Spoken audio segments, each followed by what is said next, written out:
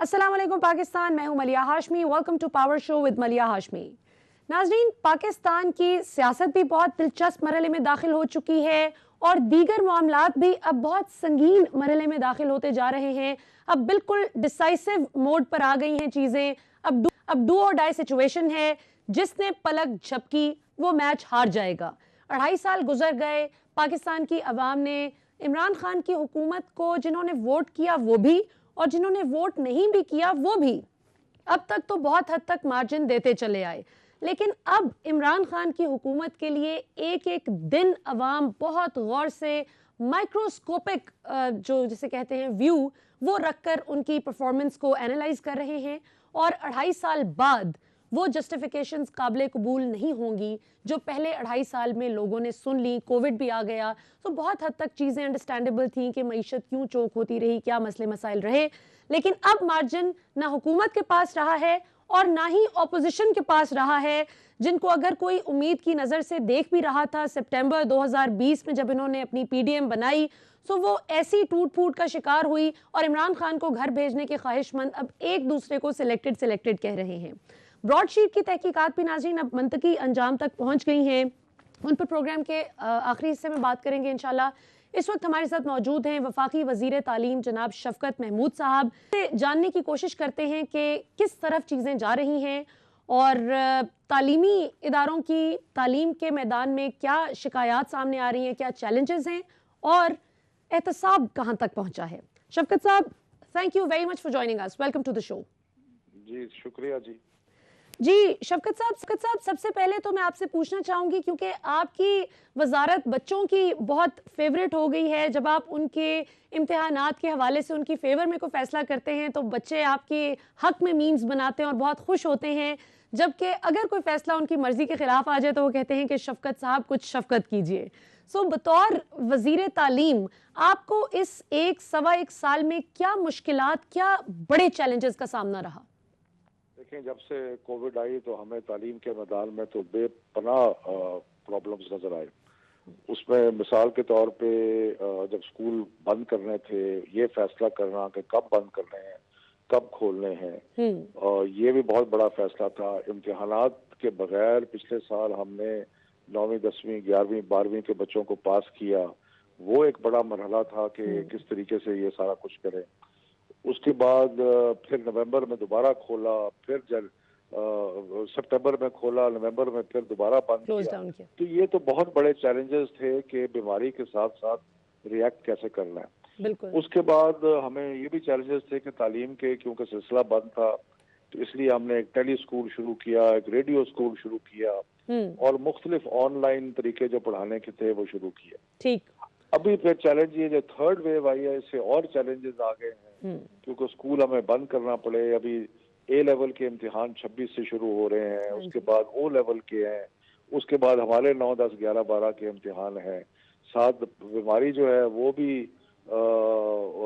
काफी तेज हुई है, खास तौर पे पंजाब में और केपी में।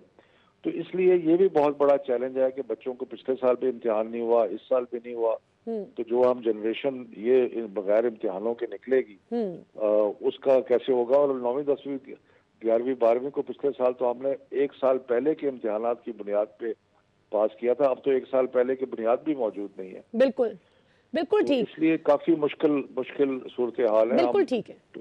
मंगल को बैठ के फैसला करेंगे सारे कि आगे क्या होगा।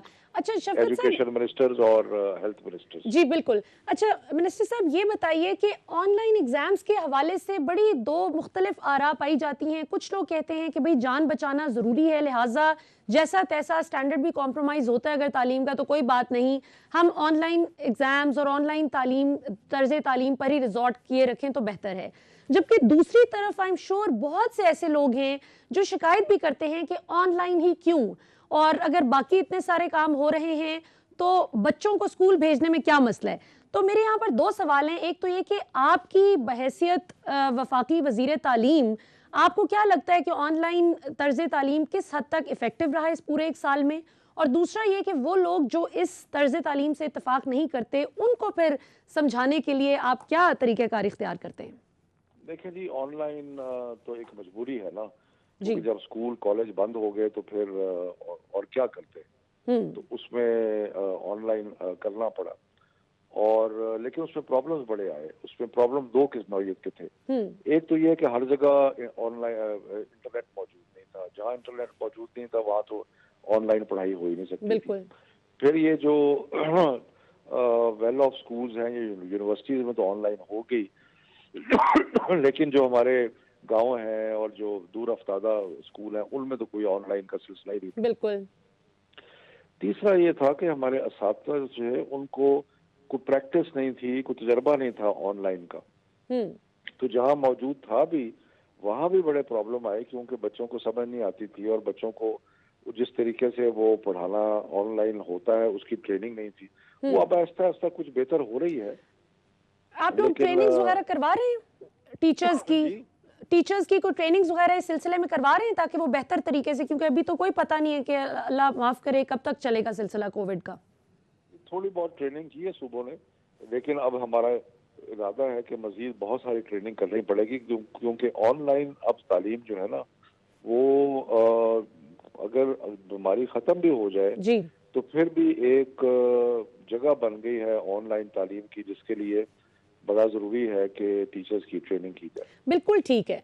अच्छा शफकत साहब, यहाँ पर एक बड़ा रेलेवेंट सवाल ये भी है कि बहुत से स्कूल्स के और यूनिवर्सिटीज़ में जिनके बच्चे पढ़ते हैं उन पेरेंट्स का बड़ा शिकवा है कि भाई यूनिवर्सिटीज़ तो बंद हैं, स्कूल्स बंद हैं, और ख़ास तौर पर जिस तरह आपने बताया कि कई जगहों पर तो इंटरनेट कनेक्टिविटी का भी इशू है और कई जगहों पर लोग मुतमईन भी नहीं है ऑनलाइन तर्ज तालीम से।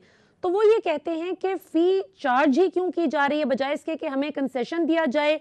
एक तो चार्ज कर रहे हैं और ऊपर से बढ़ा रहे हैं चार्जेस। तो इस हवाले से आप की हुकूमत क्या इकदाम कर रही है? देखिए, पिछली दफा जब स्कूल्स बंद हुए थे तो हमने 20% फीस जो है वो कम कर दी थी। ठीक। और वो अक्रॉस द बोर्ड की थी। अभी ये है कि स्कूल्स कुछ देर के लिए खुले हैं, फिर कुछ देर के लिए बंद हो गए हैं, तो इसलिए ये मामला जो है ना वो अभी मतलब है कि क्लैरिटी नहीं है कि अगर मजीद स्कूल बंद होते हैं तो फिर तो यकीनन ये करना पड़ेगा कि कुछ फीस के बारे में मजीद कंसेशन दिया जाए। जी हाँ, जी हाँ।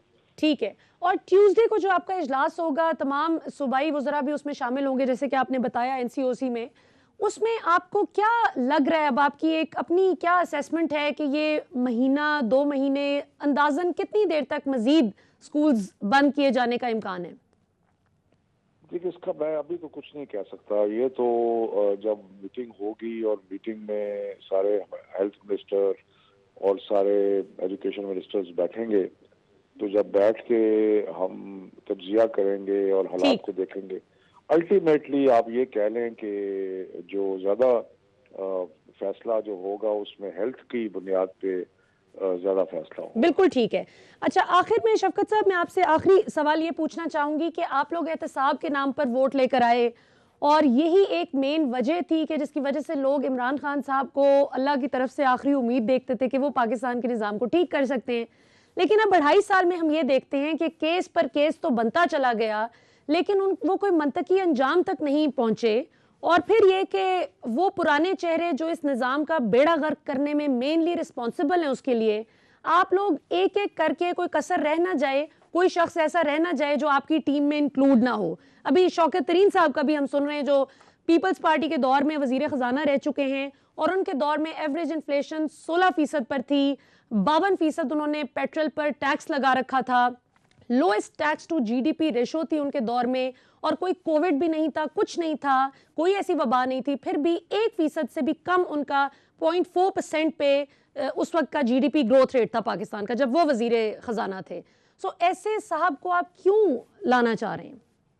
मेरा ख्याल है कि वो जो इकोनॉमिक एडवाइजरी काउंसिल बनी है वो उसके एक मेंबर हैं। अभी तक तो ऐसी कोई नजर नहीं आ रहा कि वो वजीर खजाना के तौर पे आएंगे, और यकीनन ये सारे फैक्ट्स जो आपने बताए हैं ये प्राइम मिनिस्टर को भी मालूम होंगे।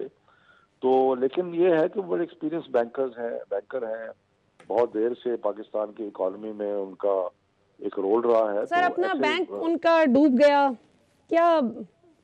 मैं तो कम अज कम बहैसियत पाकिस्तानी कोई इम्प्रेस्ड नहीं हूँ उनकी बैंकिंग स्किल्स से भी, और आपको उनसे बेहतर कोई नहीं मिले जिनसे आप मशवरा कर सकें? मशवरा करने वाले 15 लोग हैं, तो इनके तजर्बे से ही फायदा उठाना चाहिए। चलिए, ये वैसे मुझे इख्तलाफ रहेगा आपकी हुकूमत से जब तक आप लोग ऐसे लोगों को इंक्लूड करते रहेंगे जो माजी में पाकिस्तान की मईशत का बेड़ा गर्क करते रहे। शफकत साहब, इसके साथ ही हमारे सेगमेंट इख्तिताम को पहुंचता है। Thank you very much for joining us. नाज़रीन, आफ्टर शॉर्ट ब्रेक।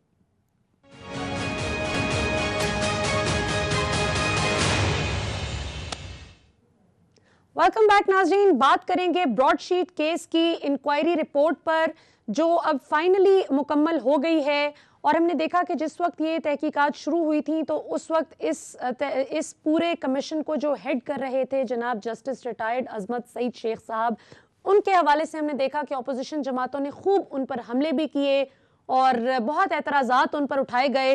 और अब जो हौलनाक इंकशाफात हमारे सामने आ रहे हैं तो अब समझ आ रही है, everything is started making sense now. अब समझ आ रही है कि क्यों अपोजिशन बहुत दुखी थी और बहुत से ऐसे लोग जो आज हुकूमत का हिस्सा हैं, मौजूदा हुकूमत का, लेकिन सांस उनकी भी सूखी हुई थी कि क्या क्या इंकशाफात होने जा रहे हैं। मेरे साथ मौजूद हैं दो बहुत ही नामवर सहाफ़ी और तज्ज़िया निगार, जनाब जमील फारूकी साहब और सिद्दीक जान साहब। आप दोनों मेहमानों का बहुत बहुत शुक्रिया। सिद्दीक, आपसे गुफ्तगू का आगाज करती हूँ। मुझे जरा बताइए, ब्रॉडशीट केस के हवाले से क्या इंकशाफात सामने आए हैं और ये सबसे ज्यादा किसके लिए खतरे की घंटी बजा गई है रिपोर्ट? देखें, सामने आई हैं उसमें मेरा ख्याल है सबसे ज्यादा खतरनाक जो सूरत हाल है वो तो आसिफ अली जरदारी साहब के लिए है, वो पीपल्स पार्टी के लिए है, वो अच्छा। आसिफ अली जरदारी साहब की फैमिली के लिए है। क्योंकि उसकी वजह ये है कि आसिफ अली जरदारी साहब को जो बहुत बड़ा रिलीफ मिला था, जो बहुत बड़ा एक आप ऐसा समझिए कि जिस एक बहरान से वो बाहर आए थे, वो तो इस वजह से आए थे कि बताया गया था कि जरदारी साहब के जो खिलाफ केसेस हैं उनके जो सबूत मौजूद हैं, बताया गया कि वो सबूत मौजूद नहीं है, फोटो कॉपीज पेश की गई। लेकिन अब ब्रॉडशीट कमीशन ने ये इंकशाफ किया है कि वो जो डॉक्यूमेंट्स थे, वो जो सबूत थे, वो जो शवाहिद थे, वो तमाम मौजूद थे। और उस वक्त नैब के जिस दौर को स्याह तरीन दौर कहा गया है, कमरुल ज़मान चौधरी के दौर को, कि उन्होंने वो डॉक्यूमेंट्स अदालत में पेश नहीं किए, तो सबसे ज्यादा तो खतरनाक सूरत हाल अभी तक उनके लिए है। क्योंकि उसकी वजह यह है कि उनको जिन केसेस में वो बरी हो चुके थे, जिनमें उनको रिलीफ मिल चुका था, वो केसेस दोबारा खुल सकते हैं। और बड़ी ठोस जो है वो वजूहत अब बन चुकी हैं कि वो क्यों खोले जाने चाहिए और क्यों वो खुल सकते हैं। लेकिन इसके अलावा भी बड़ी इंटरेस्टिंग चीजें हैं। तो देखें, एक तो इस रिपोर्ट में ये इंकशाफ हुआ है कि ये जो ब्रॉडशीट के साथ मुआहदा किया है इस हुकूमत ने, जो मुशर्रफ की हुकूमत ने 2000 में, इससे पहले ब्रॉडशीट के साथ ही ये मुआहदा करने जा रहे थे नवाज शरीफ साहब। जो मुआहदा मुशर्रफ दौर में नैब ने किया, वो नवाज शरीफ के दौर में एहतसाब ब्यूरो जो था, जिसके सैफुर रहमान साहब इंचार्ज थे, ये भी मुआहदा करने जा रहे थे ब्रॉडशीट के साथ। लेकिन उस वक्त ये मुआहदा इसलिए नहीं हो सका था, ड्राफ्ट भी तैयार हो गया था, लेकिन क्योंकि मुशर्रफ साहब ने आके मार्शल लॉ लगा दिया, उनकी नवाज शरीफ की हुकूमत चली गई। अगर वो हुकूमत ना चाहती तो वो भी ये मुआहदा करने जा रहे थे। अच्छा। एक और जो इंटरेस्टिंग चीज इसमें ये है कि नजम सेठी साहब जो है, जी, उनका क्या जिक्र है? जी जी, जब 1996 में बेनजीर की हुकूमत को हटाया गया 58(2)B के तहत, उस वक्त जो सदर थे उन्होंने उस हुकूमत को घर भेजा, तो उस वक्त एक निगरान सेटअप बना। उस निगरान सेटअप का हिस्सा थे नजम सेठी साहब। नजम सेठी साहब उस निगरान सेटअप का हिस्सा थे और उसमें यह हुआ कि एक एहतसाब कमीशन बनाया गया एहतसाब के लिए। उसके जो इंचार्ज थे वो नजम सेठी साहब थे। तो यहाँ पर बड़ी दिलचस्प बात लिखी अजमत शेख साहब ने। उन्होंने कहा कि लगता यह है कि एहतसाब की जो चंगारी थी वो भड़काई तो नजम सेठी साहब ने, लेकिन अब कुछ लोग जो हैं वो ये कह सकते हैं कि वक्त गुजरने के साथ साथ जो उनकी आइडियोलॉजी थी नजम सेठी साहब के एहतसाब के हवाले से, आइडियलिज्म था, उसमें खासी कमी आ चुकी है। क्योंकि हम देखते हैं कि अब नजम सेठी साहब बैठ के खिलाफ माफियाज का दिफा करते हैं, एहतसाब के ऊपर सवाल उठाते हैं। इसके अलावा एक बहुत इंपॉर्टेंट चीज है और वो ये है कि परवेज मुशर्रफ साहब ने जो एनआरओ दिया था, जो डील दी थी नवाज शरीफ को, उसने बड़ा जो है वो पाकिस्तान के साथ उससे उसकी वजह से बड़ा पाकिस्तान को नुकसान हुआ, पाकिस्तान के निज़ाम को भी, पाकिस्तानियों को भी। और इस हवाले से इमरान खान साहब जो प्राइम मिनिस्टर पाकिस्तान है वो भी ये कहते रहते हैं कि मुशर्रफ ने जुल्म किया था पाकिस्तान के साथ 2 बार एनआरओ देकर। उस वक्त हुआ ये था कि जब नैब का मुआहदा हुआ ब्रॉडशीट के साथ और उस मुआहदे में 200 लोगों के नाम दिए गए ब्रॉडशीट को, कि ये 200 लोग हैं, उनको टारगेट का नाम दिया गया और कहा गया कि आप इन 200 लोगों के हमें असासे और जदादें ढूंढ कर दें, आप हमें ढूंढ के देंगे, हम पैसा वसूल करेंगे, लूटी हुई रकम वापस लाएंगे और उसमें से आपको 20% देंगे। बिल्कुल। लेकिन जब ये उनको टारगेट्स दे दिए गए, उनको नाम दे दिए गए, तो उस दौरान नवाज शरीफ को डील देकर बाहर भेज दिया गया। तो इस पर ब्रॉडशीट जो कंपनी थी उसने बड़ा एतराज किया। उन्होंने कहा कि एक तरफ आप इन लोगों के हमें नाम दे रहे हैं, हम आपको चीजें निकाल निकाल के दे रहे हैं, उधर से आपने आफ्ताब शेर को भी काबीना में ले लिया। इसका मतलब है कि हम आपको चीजें निकाल निकाल के दे रहे हैं और आप उन चीजों को अपने पॉलिटिकल फायदे के लिए इस्तेमाल कर रहे हैं, उनके साथ बिलिंग डीलिंग कर रहे हैं। तो बिल्कुल। इस चीज का भी जो है वो नुकसान हुआ।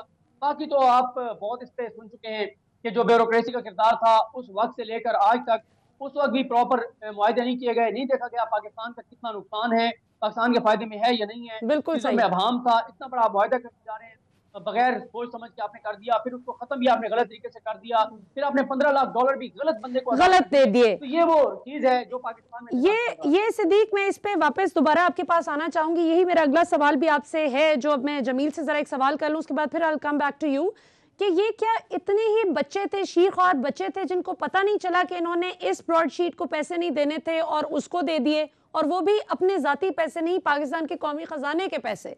जमील, आपसे मैं एक सवाल पूछूंगी। वैसे तो बड़ी दिलचस्प सूरत हाल है, पिछले 2.5 साल से जब से ये हुकूमत आई है, हमने ऐसा नहीं देखा कि लाहौर की किसी भी बिल्डिंग को, किसी रिकॉर्ड को आग लगी हो। लेकिन इस हुकूमत का एक बहुत बड़ा मसला जो मेरी नज़र में ये रहा है, वो ये कि म्यूजिकल चेयर खेलते हैं। इस वजारत से उसको हटा के बिठा दिया, ये कैबिनेट रीशफल कर दी, इसको इस एरिया से उठाकर दूसरे में लगा दिया, और फिर घूम फिर के वही टेक्नोक्रेट्स और वही सब लोग जो पाकिस्तान की मईशत का बेड़ा गर्क करके गए, एक एक करके माशाल्लाह हम देख रहे हैं कि वो दोबारा से पूरा मैदान सज गया है। तो क्या, कैसे देखते हैं इस सबको? देखिए, थर्ड वर्ल्ड कंट्रीज की पॉलिटिक्स के अंदर इन और आउट का जो फिनोमेना है ना, वो हमें हमेशा से देखने को मिलता रहा है। अब वो किसी भी तरह की डेमोक्रेसी में आप चले जाएं, चाहे बांग्लादेश में चले जाएं, इंडिया में चले जाएं, पाकिस्तान में चले जाएं, लेकिन हमारी जो पाकिस्तान की जमहूरियत है, यहाँ का मामला जरा मुख्तलिफ है। यहाँ IN दो अल्फाज पर मुश्तमिल है। I stands for intent and N stands for numbers. तो खान साहब के साथ मसला ये है कि उनके जो नंबर्स हैं वो पूरे नहीं है, इस वजह से पार्लियामान उनकी हंग पार्लियामान है। इंटेंट के ऊपर उनका कोई क्वेश्चन नहीं है कि उनकी इंटेंट ठीक नहीं है, इंटेंट ठीक है तभी वो कुछ करना चाह रहे हैं। But one should think practically and positively in a way कि मामला ऐसा है कि आप उस क्रिकेट के ग्राउंड से निकल ही नहीं पा रहे। यानी इसको म्यूजिकल चेयर ना कहिए, 3.25 साल चले, आप 3.25 साल ना कहें, 2.5 साल कह लें, 2.5 साल के दौरान 5 मरतबा आपकी फेडरल कैबिनेट के अंदर चेंजेस आई हैं। यानी 5 दफा आपने फेडरल कैबिनेट को बिल्कुल उखाड़ कर रख दिया और नए बंदे ले आए। और जब आपके मुल्क के अंदर ही एक बड़ा वाकया होता है, आपको याद होगा PIA एयरलाइन एरोप्लेन क्रैश हुआ था कराची के अंदर, तो उस वक्त जब PIA के सरबराह को हटाने की बात आई थी, तो प्राइम मिनिस्टर पाकिस्तान इमरान खान ने एक बात कही थी। उन्होंने कहा कि अगर मैं इदारे के सरबराह को जल्दी तब्दील कर देता हूं तो वो इदारा ग्रो कैसे करेगा। बड़ी जबरदस्त बात कही थी। अब आपने अपने ही मिनिस्टर्स को हर 6 महीने बाद बदल देना है, तो आपकी मिनिस्ट्री सही से काम कैसे करेगी। और खासतौर पर जब आपकी फाइनेंस मिनिस्ट्री का मेन जो बंदा है उसको आप बदल देते हैं, हालांकि वो खुद डिसीजन नहीं ले पा रहा होता, तो फिर आप कैसे चेंजेस को जो है ना जस्टिफाई कर पाएंगे। अब एक और चीज ये है कि अब हमारे प्राइम मिनिस्टर पाकिस्तान इमरान खान वही वजीर तजारत हैं, वही वजीर टेक्सटाइल हैं और वही वजीर आजम पाकिस्तान है। और भारत से तजारत के मामलात के ऊपर बात अगर होती है तो वजीर तजारत और वजीर टेक्सटाइल जो मशवरा देते हैं ECC को, वो होता है कि जी आप प्रो इंडियन ट्रेड आप कर सकते हैं करना चाहें। तो फिर जब प्राइम मिनिस्टर के पास कैबिनेट में आता है तो उसको रिफ्यूज कर देते हैं। यानी ऐसा लगता है कि one person having 3 different hats, और वो उन डिफरेंट हैट्स के जरिए मुख्तलिफ अंदाज से रोल प्ले कर रहा होता है। तो ये बड़ा अनफॉर्चुनेट है। खान साहब को क्रिकेट ग्राउंड की जो पॉलिटिक्स है ना, जो क्रिकेट ग्राउंड की चेंजेस करने वाली एक कैप्टेंसी की जो पॉलिटिक्स है, उससे बाहर निकलकर अब प्रैक्टिकल पॉलिटिक्स की तरफ देखना होगा। 2.5 साल के इनके वैसे निकल गए हैं। अब आप देखिए कि ये 2021 के दिसंबर के बाद से अगला जो 1.5 साल होगा ये हल्कों की सियासत का होगा। इस 1.5 साल के अंदर खान साहब के जो जितने भी नुमाइंदे हैं उनको जाकर जवाब देना होगा कि आपने परफॉर्म किया तो क्या किया।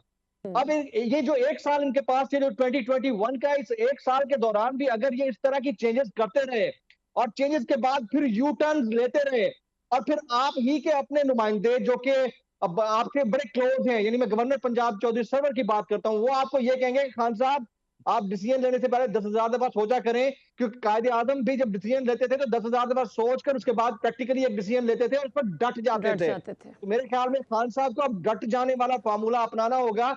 आज मेरी हसन निसार साहब से गुफ्तगू हुई है बड़ी तफसीली, तो उन्होंने कहा कि वन शुड थिंक डिफरेंटली, इस तरह से कि अब आपकी लड़ाई कश्मीर के ऊपर है, जरूर है, लेकिन ट्रेड्स आप करना चाहें तो कर सकते हैं, बिल्कुल उसी तरह से जिस तरह इसराइल की टर्की के साथ मामलात हैं, लेकिन ट्रेड के मामले में उन्होंने अपने रास्ते बंद नहीं किए हैं। तो हम बड़ी उजरत पसंद और बड़ी कंफ्यूजिंग किस्म की कौम है, और हमें जल्दी जल्दी नताइज भी चाहिए होते हैं, और हम बहुत बड़ी जल्दी बरंगेख्ता भी हो जाते हैं। तो हमें ना प्रैक्टिकली चीजों को देखना होगा, क्योंकि वारफेयर अब चेंज हो चुके हैं। अब वारफेयर जितने चेंज हो गए हैं, अब तोपों और बंदूकों का जमाना नहीं रहा है। अब आपके वारफेयर इकोनॉमिक वारफेयर में चेंज हो चुके हैं। तो खान साहब को बड़ा प्रैक्टिकली और डीपली इस चीज को वाइडली देखना होगा कि अगर आपने डिसीजन ले लिया है तो आप उसके ऊपर कारबंद अच्छा, रहे, और अगर आपने वापस करना है तो कम से कम अपने वजीर तजारत और वजीर टेक्सटाइल को जरूर निकाल दें, एतमाद में ले लें। नहीं, लेकिन आप ये देखें ना जमील, निकाल दें, उनको निकाल दें अपनी काबीना से। बिल्कुल, लेकिन इसमें जमील बात ये थी ना कि ये ईसीसी ने मशवरा दिया था, जिस तरह सैकड़ों मशवरे ईसीसी देती है, और इसमें जो मेरी तहकीकात के मुताबिक जो मेरी हुकूमती ज़राए से गुफ्तगू हुई, इस पर काफ़ी तफसीली गुफ्तगू हुई, तो पता यही चला कि ये रज़ाक दाऊद साहब का भी ब्रेन चाइल्ड था, और भी कई ऐसे मुशीर जो इमरान खान साहब को अपनी तरफ से बहुत इंटेलिजेंट मशवरे देते हैं, वो ऑब्वियसली जो टेक्नोक्रेट है वो पॉलिटिकल रिपरकशंस को जहन में नहीं रखता। सो ये बकौल हुकूमती ज़राए ये ईसीसी की तरफ से एक मशवरा ज़रूर था, जिसको इमरान खान साहब ने जब कंसिडर किया और कैबिनेट के अपने कुछ मेंबर्स जैसे फवाद चौधरी, शरीन मिजारी और दीगर भी कुछ लोगों ने इस पर स्टैंड लिया, सो फैसला यही हुआ कि जब तक 5 अगस्त वाली चीज़ जो आर्टिकल एब्रोगेट किया गया था 370 और 35A इंडियन कॉन्स्टिट्यूशन से, जब तक कश्मीर का ऑटोनोमस स्टेटस वापस नहीं आता तब तक इसको ना किया जाए। लेकिन बहरहाल मैं आपके इस पॉइंट से तो बिल्कुल 100% मुत्तफिक हूँ कि आपको जी प्लीज जी एक कमेंट करूंगा, कदा कलामी की माजरत। देखिए बात सुने, अगर मामला ऐसा होता कि रज़ाक दाऊद, देखिए रज़ाक दाऊद साहब भी एवरीबडी नोज कि वो कौन है, किस तरह से बैठे हुए हैं और खान साहब के किस तरह से क्लोज हैं। मैं तो उनका एक फौज जफर मौज से भरपूर प्रोटोकॉल देखकर हैरान रह गया था एयरपोर्ट के ऊपर पिछले दिनों, इस्लामाबाद के एयरपोर्ट के। मैं हिल गया कि पाकिस्तान के वजीर आजम के पास इतना प्रोटोकॉल नहीं होगा जितना रज़ाक दाऊद साहब के। खैर एनी हाउ, अगर ये मामला ऐसा ना होता, ये मामला ऐसा ना होता कि हमाद अजहर साहब को प्राइम मिनिस्टर साहब ने ना कहा होता, ये रिकमेंडेशन ना दी होती, तो हमाद अजहर बाकायदा तौर पर ये ना कहते सर ये आप ही का मशवरा था, नहीं करनी चाहिए थी, ये नहीं करनी चाहिए थी। रिकमेंडेशंस के ऊपर प्रेस कॉन्फ्रेंस नहीं हुआ करती, रिकमेंडेशंस के ऊपर आप डिसीजन नहीं दे दिया करते और अगले दिन वो डिसीजन रिवर्स नहीं हुआ करते। कंफ्यूजन इज देयर, हमें ये रियलाइज करना चाहिए। हाँ, आर्टिकल 370 और 35 की एब्रोगेशन जमील फारूकी साहब की मुझे आ रही। Let's take a short break, see after short break.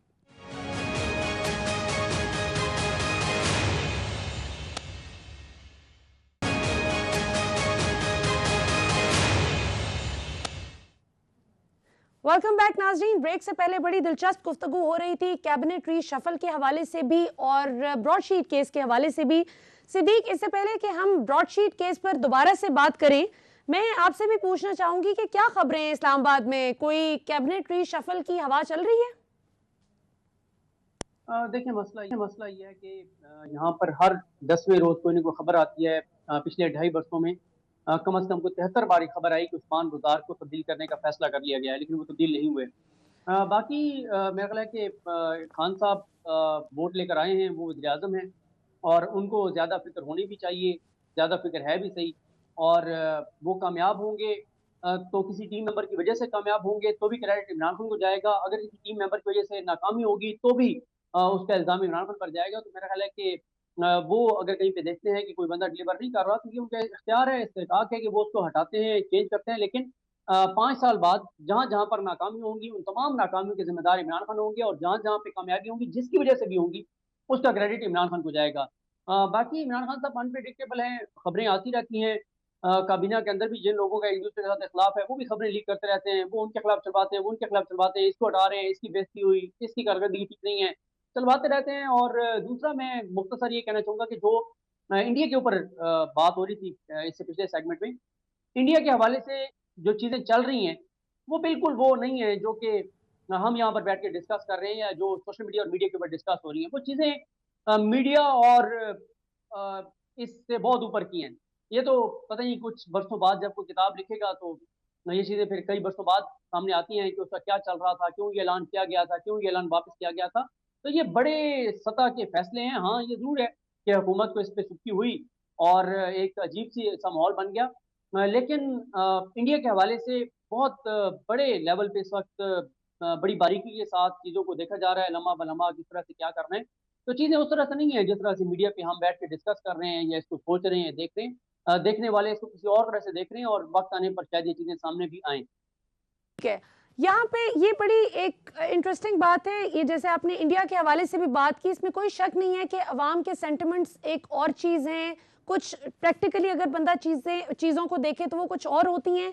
लेकिन बहरहाल हुकूमत का ये फैसला प्रिंसिपली बिल्कुल दुरुस्त है कि अगर आपने ये सोच लिया है कि भाई हमारी प्रिंसिपल पोजीशन है कि जब तक भारत कश्मीर पर अपनी एट्रॉसिटीज़ इस हद तक ख़त्म नहीं करता कि उनकी ऑटोनॉमी ही बिल्कुल उसने ख़त्म कर दी, उनका गला ही घोट दिया है, जब तक ये ख़त्म नहीं होता तब तक हम तिजारत बहाल नहीं करेंगे। बहरहाल इसको कमेंट करना चाहिए इस फैसले को, लेकिन प्रेस कॉन्फ्रेंस में जल्दी नहीं करनी चाहिए थी। तो वो अगर आप इस पूरी इक्वेशन में से प्रेस कॉन्फ्रेंस माइनस कर दें तो फिर चीज़ काफ़ी स्टेबल नज़र आती है। प्रेस कॉन्फ्रेंस बिल्कुल गलत फैसला था कि अगर ईसीसी ने आपको सिफारिशात ही भेजी हैं, गुजारिशात भेजी हैं, तो जब तक प्राइम मिनिस्टर कैबिनेट के साथ मिलकर मशावरत करके कोई हतमी फैसला नहीं कर लेते तब तक आपको प्रेस कॉन्फ्रेंस करने की क्या ज़रूरत है।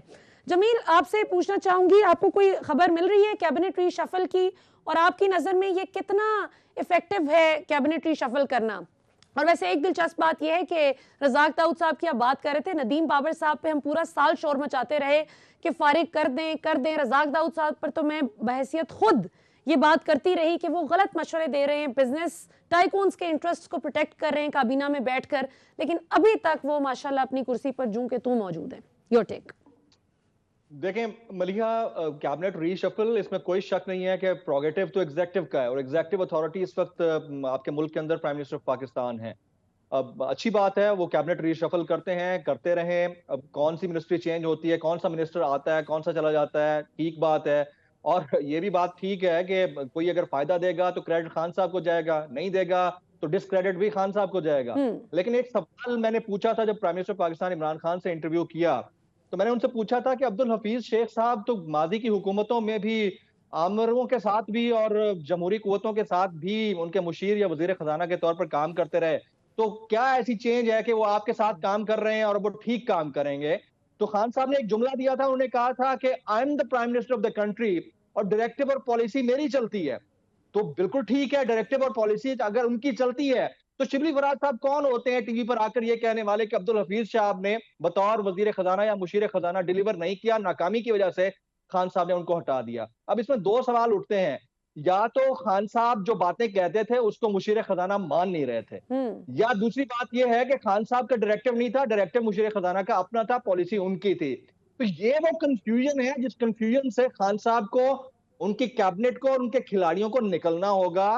हम बिल्कुल, इसमें कोई शक नहीं है कि there is a positive and right intent of the prime minister of the country. इसमें कोई शक नहीं है कि अपोनेंट यानी मखदूम शहाबुद्दीन साहब मेरे शो पर यह बोल कर गए कि पाकिस्तान में अगर तब्दीली आई है तो इस हद तक आई है कि इस मुल्क के प्राइम मिनिस्टर हाउस के अंदर जो बंदा बैठा है वो ऑनेस्ट है और ऑनेस्ट टू द कोर है। ये जुमले थे उनके, यानी आप दुश्मन भी मान रहे हैं। लेकिन ऑनेस्टली अपनी जगह पर, अगर आपकी टीम सही से डिलीवर नहीं कर पाएगी तो आज से 1.5 साल के बाद आप अपने हलकों में जाकर लोगों से वोट लेने की पोजीशन में नहीं होंगे। और इससे अफसोसनाक बात नहीं होगी कि पाकिस्तान जैसे मुल्क के अंदर जहां पर खानदानी सियासी बैकग्राउंड वाले लोगों को मौका मिलता है, वहां पर एक ऐसा बंदा आया जो पढ़ा लिखा था, टैलेंटेड था, ऑनेस्ट था, लेकिन रॉन्ग टीम होने की वजह से सही तरह से डिलीवर ना कर पाया। ये अफसोसनाक बात होगी। अब इसमें आपने बात की रज़ाक दाऊद साहब की या नदीम बाबर साहब की। अच्छा, इसमें भी क्रेडिट खान साहब को यह जरूर देना चाहिए कि एटलीस्ट पब्लिक के रिएक्शन के ऊपर, रद्द अमल के ऊपर उनमें इतनी कैपेसिटी या इतनी जुर्रत है कि वो लोगों को हटा सकते हैं। नदीम बाबर के खिलाफ अगर एक मूव हुई जनरेट तो 1 साल के बाद हटाया। इसी तरह रज़ाक दाऊद के खिलाफ लोग बोल रहे हैं तो उसको सुन रहे हैं। इसी तरह एब्रोगेशन ऑफ आर्टिकल 370 और 35A के ऊपर पब्लिक का रिएक्शन आया, जो कि हमारा प्रिंसिपल स्टैंड है, तो उसमें खान साहब ने उस पर डिसीजन को रिवर्स लिया। तो हमें एक चीज की नेगेटिव साइड को देखना है तो पॉजिटिव साइड को भी देखना है। लेकिन खान साहब को इस कैबिनेट रीशफल के जरिए या अपने डिसीजंस के रिवर्स करने के ऊपर अपने एंड पे जारी होने वाली उस कंफ्यूजन वेव को दुरुस्त करना होगा, जो कंफ्यूजन वेव पब्लिक को मजीद तजब्जुब का शिकार कर देती है। बिल्कुल ठीक। आप देखिए कि गुज़िश्ता 2.5 साल के दौरान खान साहब ने सबसे ज्यादा मीडिया को फेस किया है, खान साहब ने सबसे ज्यादा पब्लिक की कॉल्स ली है, खान साहब ने उसके ऊपर रिएक्ट भी किया और पब्लिक का क्रिटिसिज्म भी बर्दाश्त किया। तो वो 5-5 साल 4-4 साल प्राइम मिनिस्टर रहने वाली शख्सियत जिन्होंने एक दफा मीडिया को नहीं फेस किया था, कभी पब्लिक को जवाब नहीं दिया था, गर्दन काटने पर तुल जाते थे, तो उनसे तो कम से कम बेहतर है भाई ये बंदा। लेकिन इस कंफ्यूजन को कौन दूर करेगा, ये सबसे बड़ी कंफ्यूजन है, और इस कंफ्यूजन को खुद खान साहब दूर कर सकते हैं। अगर नहीं करते तो हम लोग जो कि राइट और पॉजिटिव चेंज के साथ खड़े हुए हैं और खड़े रहेंगे, शायद हम भी शायद 1 साल के बाद मायूसी का शिकार होंगे और कहेंगे यार यहाँ तो जो सिस्टम है, upset the system, upset the mind, जो चल रहा है वैसे चलने दो, और तो कुछ हो नहीं सकता इस मुल्क में। बिल्कुल ठीक है, बिल्कुल ठीक है। अच्छा, ये बड़ी दिलचस्प बात है कि मैं एहसन इकबाल साहब का भी एक प्रोग्राम में देख रही थी कि उन्होंने फरमाया कि ये जो IMF के पास इमरान खान हुकूमत बहुत लेट गई है, बहुत देर से गए कि जब कोई ऑप्शन नहीं बची, इनको तो आते साथ फौरन चले जाना चाहिए था IMF के पास। तो यहाँ पर एक सवाल रेज होता है कि भाई अगर आप मईशत इतनी अच्छी हालत में छोड़कर गए थे तो फिर आपके जाते साथ इमरान खान हुकूमत को क्यों आप मशवरे दे रहे हैं कि उनको फौरन IMF के पास जाना पड़ता, जाना ही जाना था, वरना मुल्क दिवालिया हो जाता, वरना मुल्क डिफॉल्ट कर जाता। ये उनके अल्फाज हैं। सो ये भी एक फूड फॉर थॉट है कि यहाँ पर तनकीद बराए तनकीद भी बहुत होती है। और मुझे तो नाज़रीन पाकिस्तान की सियासी सूरत हाल देखते हुए वो बाप बेटे और गधे की कहानी बहुत रेलिवेंट लगती है कि जो बाप बेटा गधे को लेकर घर से निकले तो जब दोनों ही गधे पर सवार न थे तो सबने मजाक उड़ाया कि जानवर होते हुए भी कोई एक भी सवार नहीं उस पर। जब बेटा गधे पर सवार हुआ तो लोगों ने बाप को लान तान की, जब बेटे को उतारकर बाप गधे पर सवार हुआ तो लोगों ने बाप को लान तान की, और उसके बाद जब दोनों अपने जानवर पर सवार हो गए तो लोगों ने गधे के साथ हमदर्दी का इजहार किया। और बिलाखिर कहते हैं कि वो बाप बेटा अपने गधे को सर पर उठाकर फिर चलते बने, और फिर तो जाहिर है कि मजाक का निशाना बने। सो तनकीद तो हर सूरत होगी, और इमरान खान साहब को मैं इस चीज़ में तो भरपूर क्रेडिट देती हूँ कि उन्होंने पाकिस्तानी अवाम के अगर वोट लिए हैं और पाकिस्तानी अवाम जिस तरह से उम्मीद की नज़र से उनको देखते हैं कि वो इस निज़ाम को बेहतर कर सकेंगे, तो क्रिटिसिज्म भी बर्दाश्त करते हैं। और सबसे ज़्यादा क्रिटिसिज्म अपने ही वोटर्स का वो सबसे ज़्यादा बर्दाश्त करते हैं। लेकिन बहरहाल जो करने की चीज़ें हैं वो खान साहब को करनी पड़ेंगी। ये IG को 5-5 दफ़ा तब्दील कर देने से मेरा नहीं ख्याल तब्दीली आएगी। असल तब्दीली उस वक्त आएगी कि जब आप सही बंदे को सही पोजीशन पर लगाएंगे, सही वजीर, सही मुशीर उस रेलेवेंट जगह पर बैठे जो आपको दुरुस्त मशवरे दे, और जिसका मेन गोल और एम ये ना हो कि उसने पाकिस्तान जो बिजनेस टाइकून्स हैं उनके वेस्टेड इंटरेस्ट को प्रोटेक्ट करना है, बल्कि पाकिस्तानी अवाम का मफाद उसको अजीज हो। सिद्दीक जान, आखिर में मैं आपसे पूछना चाहूंगी, ब्रॉडशीट केस के हवाले से आप कुछ बड़ी तहलका खेज इंकशाफात आपने किए भी, मजीद हमें कुछ बताइए कि अब इसकी क्या सूरत हाल निकलेगी, और $60 मिलियन वाला वो किस्सा स्विस बैंक अकाउंट्स का जिस पर हम सब ने तो फातिहा पढ़ ली थी, वो भी सुनने में आया कि जस्टिस रिटायर्ड अजमत सईद शेख साहब ने उसका भी सुराग निकाल लिया। देखिए, वो डॉक्यूमेंट्स तो मौजूद हैं जिसका मैं शुरू में जिक्र भी कर चुका हूँ, लेकिन उसका ये हमें फायदा नहीं होगा कि वो बाहर से पैसे आ जाएंगे, वो मुमकिन नहीं है। अच्छा। क्योंकि वहाँ तो वो टाइम पार्ट हो चुका है, जब वो मौका था वो हमने गंवा दिया है।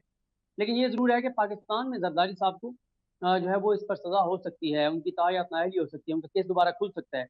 लेकिन इस वक्त जो माहौल चल रहा है, जो ज़मीनी हक़ाइक़ जो हमें नज़र आ रहे हैं, उनके मुताबिक तो यही है कि जरदारी साहब के लिए आने वाले दिन जो हैं वो कोई ज़्यादा सख्त नहीं होंगे। उनके लिए आने वाले दिन जो हैं वो नरमियाँ होंगी, आसानियाँ होंगी।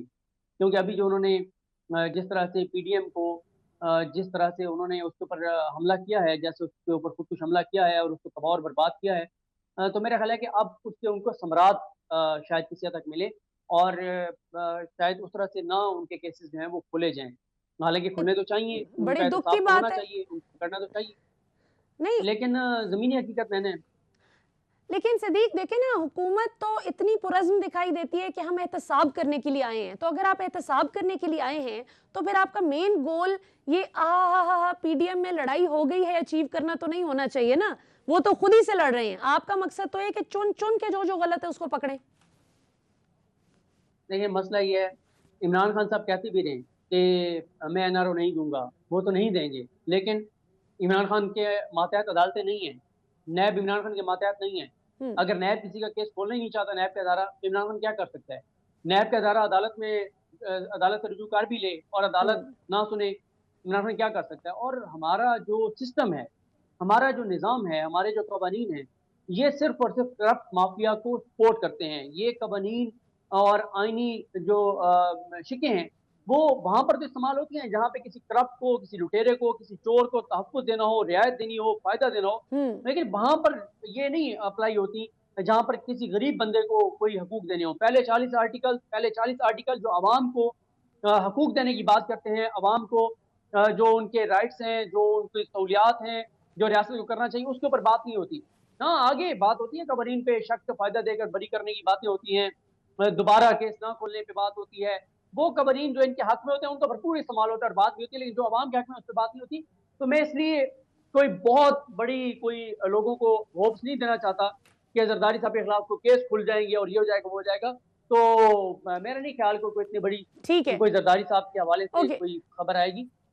इसी तरह से सिद्दीक एंड फारूक, जमील फारूकी, अब आप दोनों से मेरा लास्ट क्वेश्चन यस और नो में जवाब देना है। क्या हुकूमत की इनमें से किसी भी एक पार्टी के साथ लगता है आपको कि डील हो रही है, हाँ या ना? देखिए, मैं सिद्दीक तो हमारे भाइयों की तरह हैं, माशाल्लाह से बड़ा अच्छा तज्जिया करते हैं। मैं सिर्फ इतना कहूंगा कि बैकडोर डील की बात आज से तकरीबन कोई 6 महीने पहले मैं कर चुका था और ट्वीट भी किया था इसके हवाले से। तो वो डील तो हो चुकी है, इसमें कोई शक नहीं है, और पीपल्स पार्टी को रिलीफ मिलेगा। सही कह रहे हैं वो। ठीक है, Siddique, your take before we close. इसको आप जो डील की एक वो है तारीफ है या एक वो तारीफ सतह पे तो आप नहीं लेके जा सकते, लेकिन बहरहाल कहीं ना कहीं ये सेटलमेंट जरूर है कि पीपल्स पार्टी को ज्यादा उसके साथ छेड़छाड़ नहीं होगी। जी नाज़रीन, गुफ्तगू आपने सुनी, तज्जिया आप, फैसला आपका, के बहरहाल अल्टीमेट तज्जियाकार तो आप हैं जो टीवी स्क्रीन्स पर बैठकर हम सबको सुनते हैं। फैसला अवाम का, पाकिस्तान जिंदाबाद।